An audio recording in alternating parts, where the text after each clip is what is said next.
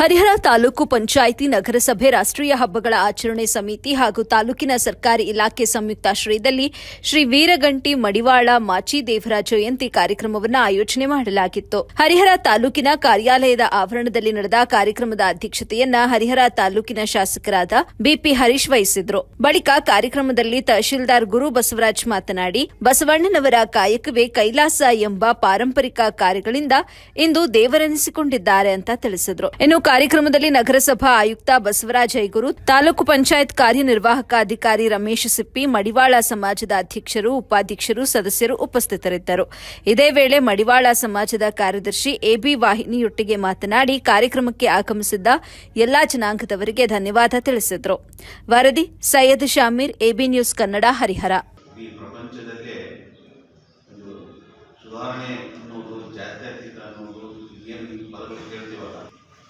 ಸಮಾಜದ ಹೇಳಿಕೆಯ ವಿಚಾರದಲ್ಲಿ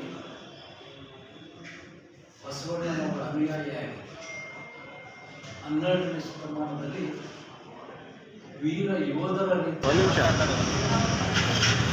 ಅದೇ ತರನಾಗಿ ನಮ್ಮ ಈ ರಾಜದೇವರ ಜಯಂತ್ಯೋತ್ಸವದಲ್ಲಿ ಎಲ್ಲ ಸಮಾಜದ ಎಲ್ಲ ವರ್ಗದ ಜನ ಸಹ ಒಂದು ಸಹಕಾರವನ್ನು ಕೊಟ್ಟು ಈ ಒಂದು ಕಾರ್ಯಕ್ರಮವನ್ನು ಯಶಸ್ವಿಗೊಳಿಸೋಕ್ಕೋಸ್ಕರ ಬಂದಿದ್ದಾರೆ. ಅವರಿಗೂ ಸಹ ಹೃತ್ಪೂರ್ವಕವಾದ ಒಂದು ಧನ್ಯವಾದಗಳನ್ನು ಅರ್ಪಿಸುತ್ತೇವೆ.